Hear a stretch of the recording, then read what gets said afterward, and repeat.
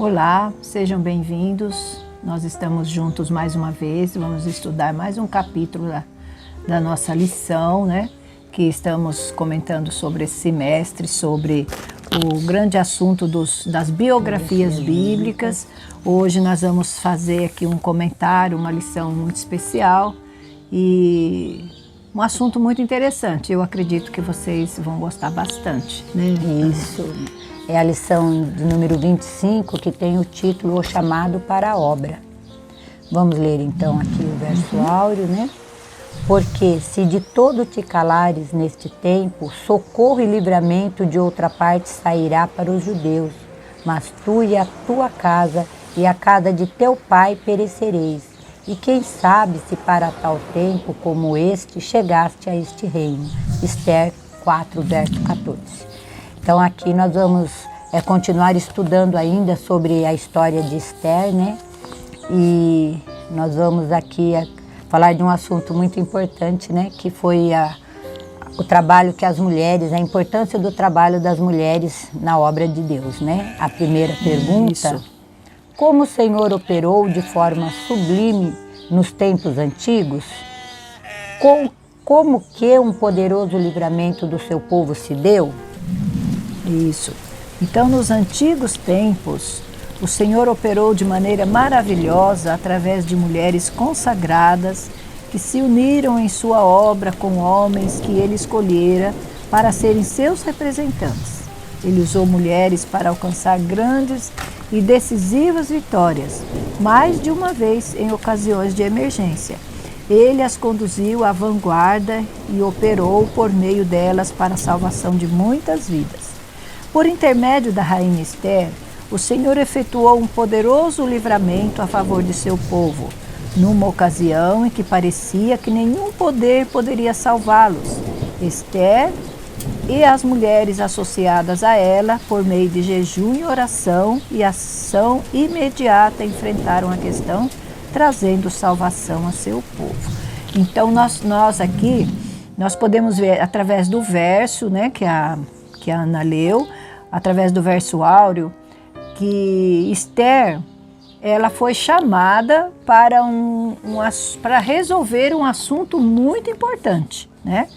Foi trazido até ela o decreto, né, que foi dado, o decreto de morte para seu povo, e Esther agora foi chamada para interferir em favor do seu povo. Esther, o que ela fez? Ela imediatamente convocou as outras mulheres a seu serviço, né, suas servas, e promulgou um jejum. E através de jejum e oração, ela enfrentou aquela situação tão crítica, aquele decreto, né, que iria tirar a vida do seu povo. Aqui, né, como a Madalena, né, minha irmã, ela leu aqui em Meditação Matinal 1999 e Recebereis o Poder na página 270, Isso. Que tratou desse assunto, né, tão importante, que aí a primeira parte da pergunta, como o Senhor operou de forma sublime nos tempos antigos, operou por intermédio de mulheres, né, mulheres consagradas que se uniram em sua obra. E como que um poderoso livramento do seu povo se deu? Com, Então, né, foi jejum e oração, né? Isso, a intervenção de Esther, né, a rainha desses dias, a rainha Esther, ela interferiu, né, para conversar com o rei, para que o rei interferisse no decreto de morte de seu povo, mas antes disso, Esther convocou, né, em jejum e oração, foi que ela conseguiu. Nós sabemos que tudo dependemos de Deus, né? Nossa parte é confiar, orar e responder o chamado de Deus. Esther sabia que aquele chamado, ela poderia morrer se ela fosse cumprir aquele chamado. Mas ela a si mesmo, né, através mandou que fosse convocada todos os seus irmãos, né, os judeus, e com suas mulheres jejuou e orou. E assim a intervenção foi feita, né?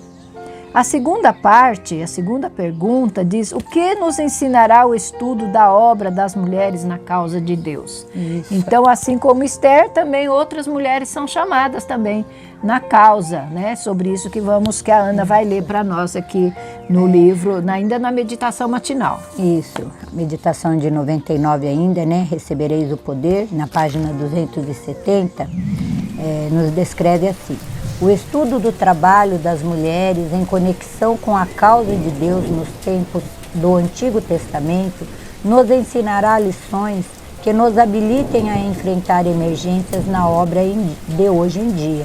Talvez não sejamos levados a uma situação tão crítica e saliente como o povo de Deus no tempo de Esther. Muitas vezes, porém, mulheres convertidas podem desempenhar uma parte importante em posições mais humildes. Isto muitas têm feito e ainda estão dispostas a fazer. Então é interessante aqui, né, que nós vemos sempre o papel dos homens na história. Eles, né, é mais assim, de uma aparência maior, né?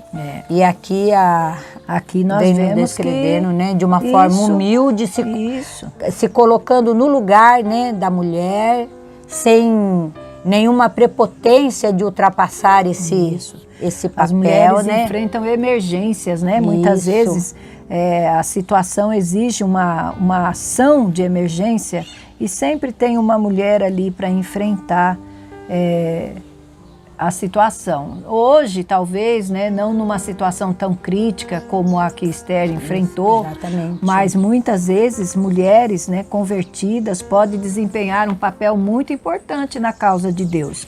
Nós podemos ver muitos ramos da causa de Deus hoje que são desempenhadas por mulheres, né? Então isso é um fato que Deus está disposto a usar todas as mulheres que estiverem dispostas também, né, a se colocar numa posição onde Deus possa usá-las, né, para o melhor desenvolvimento da sua causa. Aqui fala mulheres em conexão, né, com a causa de Deus. Então, mulheres convertidas que estão em ligação, em comunhão com Deus, elas vão sempre achar ali um trabalho em que elas possam ser úteis, né? E você vê que Esther nos deu uma grande lição, né? Uma grande lição, uma lição de que, primeiro, nós temos que ter ação e depois nós temos que estar em conexão com Deus, né? E assim estava Esther. Ela entrou em ação quando ela foi chamada a defender o povo seu e ela entrou em ação e em conexão com Deus, porque ela buscou logo pessoas, né, outras mulheres para estar com ela em oração e jejum, né, para poder assim chamar a atenção de Deus, né, na grande necessidade daquele momento. E isso é para nós uma grande lição hoje. Nós podemos hoje, talvez, não precisa ser uma situação de tão grande emergência, né, de tão grande abrangência como era aqueles dias de Esther. E nem está ocupando uma grande posição, uma grande posição, né, para que possa... Isso. Mas é muito interessante os exemplos e as lições que nós podemos aprender com essas mulheres, né, do passado do Antigo Testamento. Isso. Que instrução a mensageira do Senhor recebeu? Então, ali, nós vamos ver agora aqui no BS, né, 158, que diz assim: o Senhor instruiu-me no sentido de que nossas irmãs que receberam preparo para que as tornou aptas para posições de responsabilidade, devem servir com fidelidade e discernimento em sua função, usando sabiamente sua influência com seus irmãos na fé, alcançando assim uma experiência que as capacite para prestatividade ainda maior. Então aqui, quando fala que a mensageira do Senhor, né, a irmã White aqui escrevendo, que ela foi instruída nesse sentido, né, de que as irmãs, né, que receberam esse preparo e se tornou apta para a posição de responsabilidade, devem servir com fidelidade e discernimento. Nós sabemos que cada um dos filhos de Deus tem dom, né? Deus deu dom para todos e cada um tem uma aptidão maior para desempenhar na causa de Deus. E assim, então, nós devemos aí ver no que nós somos mais hábeis, né? Então ninguém pode dizer assim, eu não sei fazer nada, eu não consigo fazer nada. Não, não é assim, né? Deus nos capacitou. Então, aqui nesse livro de beneficência social, né? Então aqui a irmã a irmã White está assim nos aconselhando de que se nós recebemos instrução, se nós somos aptas, né, nessa obra da beneficência social, é uma obra que mais são mulheres que desenvolvem essa obra, né? E nós devemos desenvolvê-la de que maneira? Com fidelidade e discernimento, né? Na sua função. A função da obra de beneficência é uma coisa assim muito delicada, né? Você vai lidar com seres humanos, com pessoas carentes, doentes, né? Então é preciso haver assim uma habilidade, né? Um discernimento e uma conexão com Deus, para que você possa ter um discernimento divino, né? Um discernimento profundo da causa que você está ali defendendo. Precisa haver uma conexão com Deus através de oração e jejum. E na verdade, né, mana, nem sempre, às vezes, as pessoas precisam só, às vezes, de ajuda financeira, né? Ou só demais, às vezes, as pessoas emocionalmente, né? As pessoas precisam. Então, o trabalho social, também as mulheres, né, que se empenham nessa obra, também tem que lidar com muitas questões emocionais, né?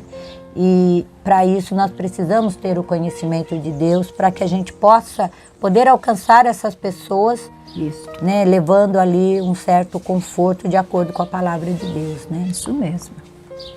Então, a quarta pergunta também é muito interessante, Ana.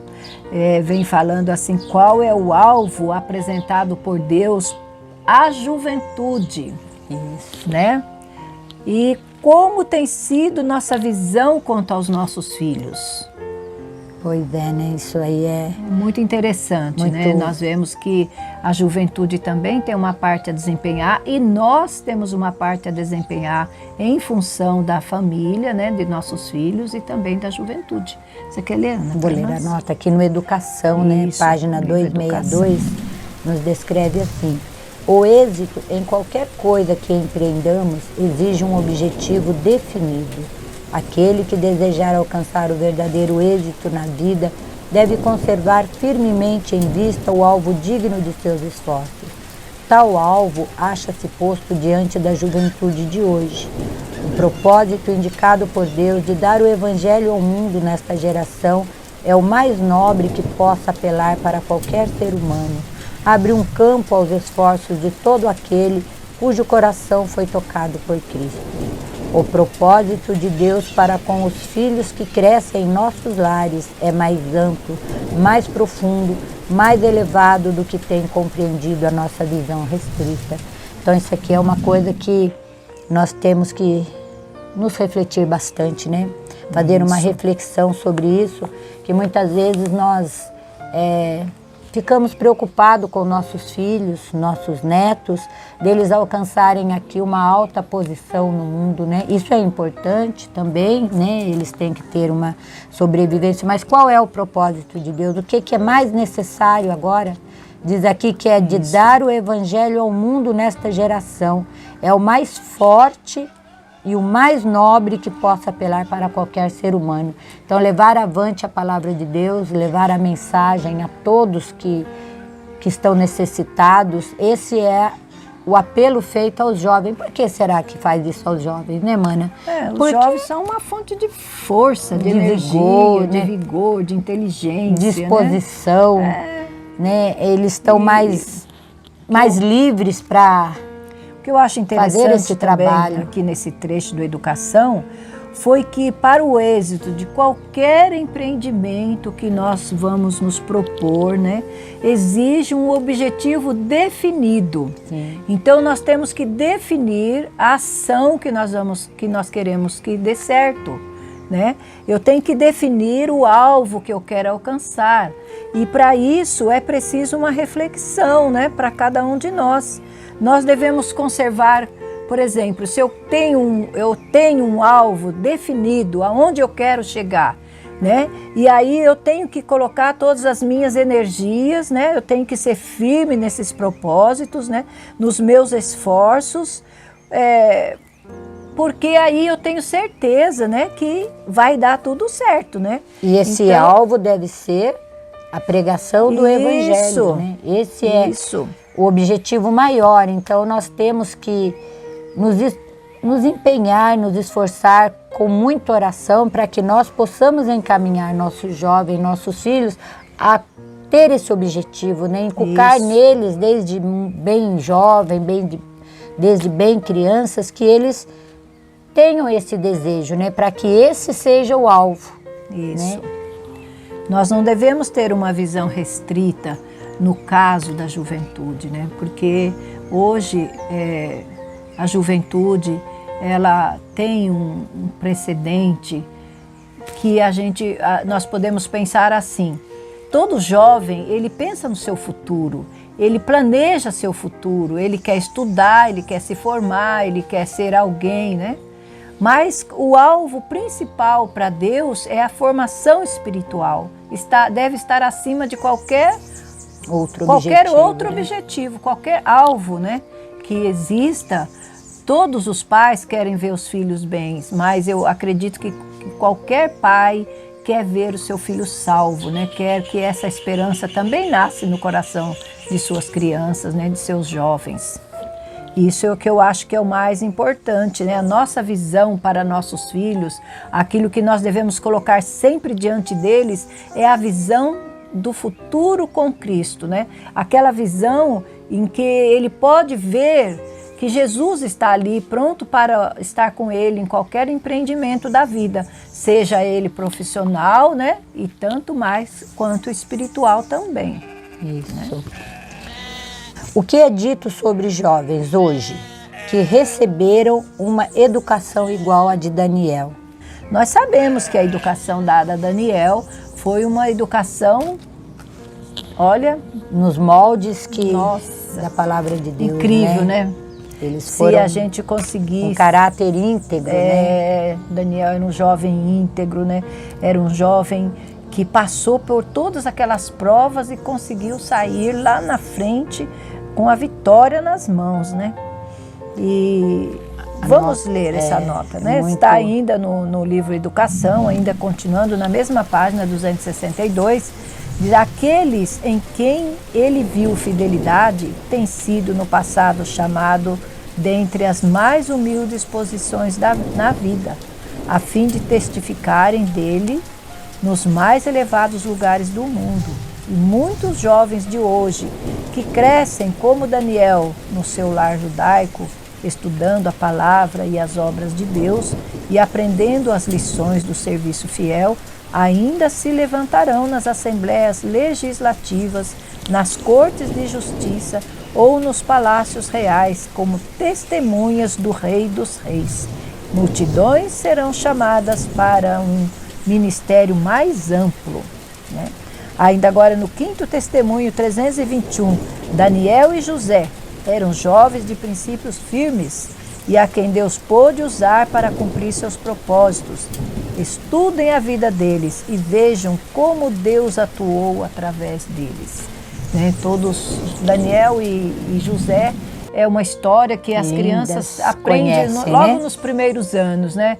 Mas eu até hoje, quando leio a história de José, eu fico emocionada de ver a sua firmeza. Daniel, né? Também. Daniel, né? Ainda tiramos lições da vida de Daniel até os dias de hoje, né? Para nós, para contar aos jovens. E às vezes, a firmeza dele, né? A gente, às vezes, os jovens pode pensar que não haverá necessidade de se colocar como Daniel e José, né, diante de cortes, mas nós sabemos que tudo se encaminha, né, e que muitos vão ter que testemunhar diante das cortes, né, das assembleias, em nome de Deus. E se eles forem fiéis e receberem essa educação que José e Daniel ali recebeu na corte, né, principalmente Daniel vem falando aqui no lar judaico, ele vai estar como? Preparado para desempenhar o mesmo papel que enfrentou Daniel e José, que todos conhecem a história, né? Daniel, ele veio lá de um lar judaico como cativo, foi colocado ali na corte para servir o rei e em todos os mínimos detalhes ele foi fiel, né? Deus o colocou ali, né, no maior cargo ali para que ele desempenhasse, mas ele nunca deixou de cumprir a palavra de Deus, né? Sempre que ele teve que se colocar numa decisão, as suas escolhas, né? Sempre foi escolher ficar ao lado de Deus. E Deus o honrou, né? Ali diante daquela corte. O mesmo aconteceu com José. Também se conhece a história. Isso. José foi levado cativo, foi injuriado, sofreu, mas ele nunca deixou, né, de honrar o seu Deus. E ele foi colocado, né, se tornou governador do Egito. Deus o honrou pela sua fidelidade. E tudo isso porque ele recebeu uma instrução desde jovem, desde criança. Desde criança ele foi instruído em estar sempre escolhendo o lado da verdade, do correto, né? Desenvolveu um caráter íntegro, né? Interessante também que nós podemos ver que na vitória desses jovens é que eles tinham um objetivo definido na vida deles. Que é que Daniel, quando Daniel chegou nas cortes, o que é que foi a sua decisão? Nós não vamos nos contaminar com os manjares do rei. Né? Ele estipulou um alvo para ele, uma meta.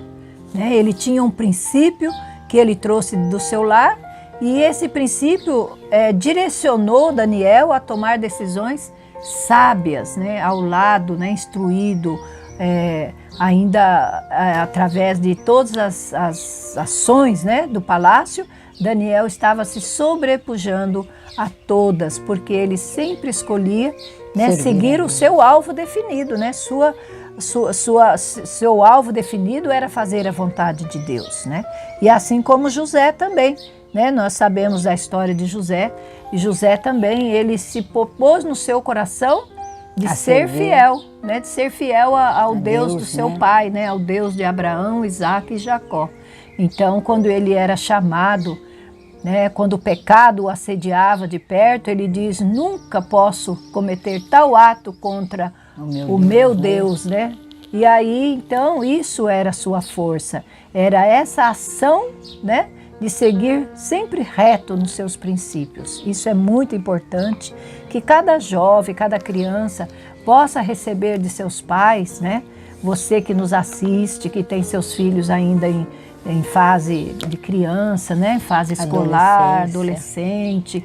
Eu sei que hoje é complicado, né, a educação dos nossos jovens, devido que nós estamos num mundo tão rodeado de tentações, mas eu acredito que a oração, o jejum e o exemplo são os melhores professores para as crianças e os jovens hoje em dia, né? Que todos sejam muito abençoados nesse propósito, né, da juventude. Isso. Nós vamos para a sexta pergunta agora.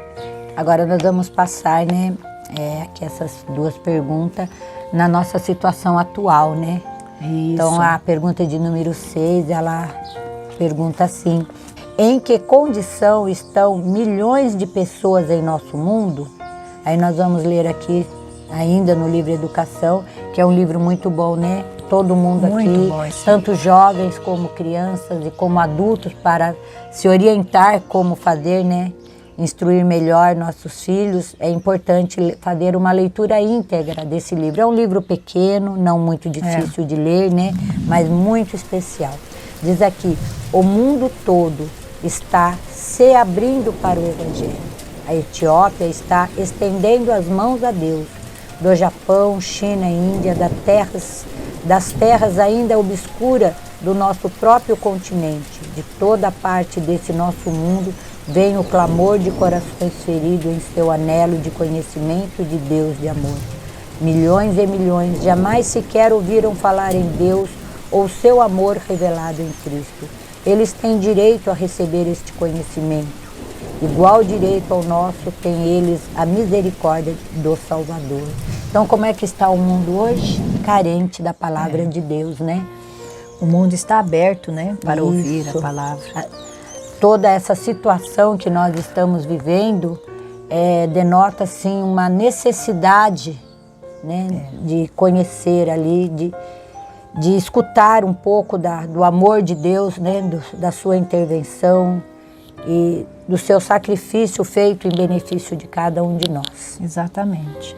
Essa última linha aqui da leitura eu achei muito interessante. Sim. Que fala: igual direito tem ao nosso, tem eles a misericórdia do Salvador. Então todos, né, toda a humanidade foi revelado, o amor de Deus foi revelado a toda essa humanidade. Deus deu esse privilégio, esse direito,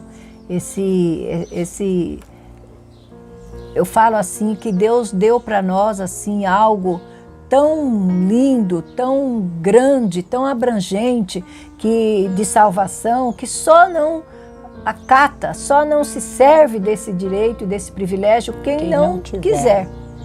Porque a todo aquele que quiser, Deus está de braços abertos para instruir, para ajudar, né, para admoestar, para dar forças, poder, para que seja vencido, né, todas essas condições que hoje o povo se encontra, né, uma condição de carência espiritual. Precisamos conhecer mais de Deus, né, precisamos ter um alvo mais sublime do que simplesmente um alvo que abrange apenas as coisas aqui secundárias, né? As coisas secundárias aqui do momento. Nós precisamos voltar o nosso alvo para algo mais sério, né? Para um plano, né? Um plano de salvação, né? Para as coisas eternas de Deus. Nós precisamos voltar aos nossos objetivos, né? Precisamos fazer uma mudança, na verdade, nos nossos planos de vida, né? E aí entra, né, que a lição aqui, como diz o título, que é o chamado para a obra. Então, qual será o papel que nós, mulheres, podemos desempenhar? Porque o mundo está carente da palavra de Deus. E qual, então, é o nosso papel? Nós temos que agora traçar planos, estratégias para que nós possamos alcançar a todos que têm essa necessidade. Porque muitos estão carentes de ouvir, mas se não tiver quem leve essa mensagem, fale, né? E aí então as mulheres, é importante nesse trabalho, em todo o seu círculo de convivência, há sempre um trabalho a fazer.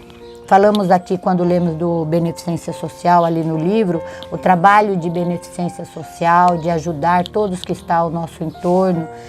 Isso é muito importante. Nós não podemos, às vezes, perceber o quanto a nossa influência ali, né, é necessária, né? Necessária. Então, esse é um trabalho que as mulheres têm muito a fazer, né? No lar, então, não tem nem... Não dá para... Às vezes parece tão simples, né? O trabalho no lar, né? O cuidado com os filhos, com o alimento, com toda a família. O quanto isso pode determinar o caráter dos nossos filhos, né? É muito abrangente, é muito, né? O nosso trabalho. A fidelidade da mulher em casa, no lar, como esposa, como mãe, como trabalhadora, como profissional, ela tem um âmbito, né? Um espaço muito grande de atuar, né? Ali naquele espaço. Então, a 7ª pergunta, na verdade, fala assim: que pergunta se impõe a todos nós neste momento crítico? Então sobre isso a Ana já falou um pouco, né? Que nós temos uma grande responsabilidade, porque nós estamos vivendo num momento muito crítico na história, né, do nosso mundo, na história religiosa, na área de saúde, em todas as áreas da educação. Nós estamos vivendo momentos críticos. Aí, o que é que nós podemos impor a nós mesmos? O que é que nós podemos estar perguntando para nós? O que é que nós devemos fazer? O que é que nós devemos ser, né? O que é que nós devemos nos propor a participar nestes momentos críticos em que nós estamos vivendo? Isso, vou ler aqui no livro Educação, 262 e 263. Recai sobre nós os que recebemos este conhecimento e sobre nossos filhos, a quem o podemos comunicar e entender o seu clamor, a toda casa e escola, a todo pai, professor e criança, sobre quem resplandeceu a luz do Evangelho, impõe-se neste momento crítico a pergunta feita à rainha Esther, naquela ocasião especial da história de Israel. Quem sabe se para tal tempo como este chegaste a este reino. Aí tem mais um trecho do 5º testemunho, na página 321, que nos diz assim: há uma obra fervorosa a ser feita nestes tempos, e os pais devem educar seus filhos e nela tomar parte. As palavras de Mardoqueu a Esther podem ser aplicadas aos adultos e jovens de hoje. Quem sabe se para tal tempo como este não chegaste a este reino? Esther 4, verso 14. Os jovens precisam obter solidez de caráter para que possam ser úteis. Então, aqui nós vemos aqui, né, respondendo, a gente já comentou um pouco, desde o começo da lição, quando nós falamos que a todos deu Deus, né, uma habilidade especial, e nós devemos fazer uma pergunta a nós mesmos, né? Qual é o lugar que nós estamos escutando? Seja o professor na escola, seja a mãe no lar, seja a diaconisa na igreja, ou o papel que ela desempenha, o que ela pode fazer de melhor, né? Por que será que eu estou aqui nesse espaço? Nós temos que nos perguntar isso diariamente para ver o que Deus... Eu gosto muito daquela pergunta que ele mandou Samuel responder, né? Eis-me aqui, Senhor, né? Então, se nós ouvirmos o chamado de Deus, temos que nos colocar à disposição, né? Eis-me aqui, o que é que eu tenho que fazer, né? E buscar a orientação de Deus, então, para melhor desempenhar a habilidade, o dom que Deus nos deu, né? Porque ninguém está nesse mundo por acaso, né? Não existe acaso para Deus, né? Existe sempre a vontade de Deus Sim. operando na vida de cada ser humano. Então eu não estou aqui por acaso, você não está aí por acaso. Nós estamos aqui porque Deus nos colocou e Deus tem uma obra para cada um de nós. Eu tenho aqui, você tem no seu lar, com sua família, de acordo com o seu círculo familiar, com o seu círculo de trabalho, né? De escola, seja lá qual profissão você tem. Você tem também a sua parte a desempenhar, né? De acordo com os conselhos aqui do livro, né? Nós vamos ver que se nós nos dispormos, né? Porque quando Mardoqueu disse para Esther, se você está aqui por qualquer motivo, né? Pode ser por esse. Não foi à toa, né? Não foi à toa que você veio até aqui. Então isso também pode ser, Deus está perguntando para nós também, né? Olha, eu trouxe você a esse conhecimento por algum motivo, né? Eu posso ter alguém ao meu lado carente, né? Sofrendo de algum problema, de alguma necessidade, talvez não só de pão vive o homem, né? Mas uma necessidade de um carinho, de um bom dia, de um apreço, de uma cortesia. De alguma maneira você pode estar auxiliando o Espírito Santo de Deus nessa causa, né? Nesta obra. E no mais, que Deus esteja presente na vida de cada um de nós, né? E nós possamos realmente suprir aquilo que Deus determinou para cada um de nós. Isso, nós vemos, né, a história de Esther. É muito interessante que quem não conhece ainda, né, o livro de Esther na Bíblia, é uma história, um livro curto, mas muito, né, maravilhosa, que nós vamos ver ali que era impossível a rainha Esther chegar ali aonde ela chegou. Isso, então, mas Deus encaminhou, né, a todo aquele percurso, tudo que ocorreu ali na vida de Esther, de Mardoqueu, de Amã, ficaram como lições. Deus sempre providencia um meio e Ele dá oportunidade para que todo o seu propósito seja cumprido. Exatamente. O viver é um propósito, né? Por que nós estamos vivos e não... Isso. Né? Porque Deus permite que nós ainda estejamos vivos no meio de tanta angústia, de tantas calamidades, porque Deus tem um propósito com cada um do teu povo, seja como a Madalena falou, seja aqui comigo, com ela, e também com cada um que está ouvindo. Deus tem um propósito, nós não nascemos por acaso, né? Isso, então que Deus nos ilumine, nos proteja, nos oriente, e que nós possamos sempre fazer uma pergunta reflexiva a todos nós, né? O que nós viemos aqui para quê, né? O que Deus quer de nós? O que podemos fazer para melhorar, né, a situação atual, né, ao nosso derredor?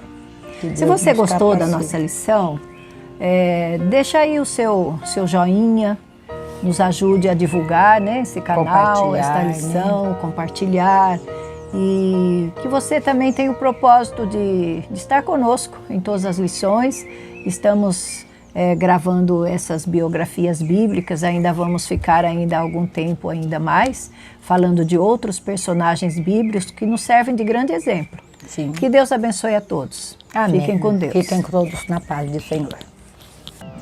Em nosso site vocês encontrarão estudos, notícias, dicas de saúde, além de todas as nossas lições. Participem conosco através da nossa página no Facebook e assistam todas as nossas lições através do YouTube.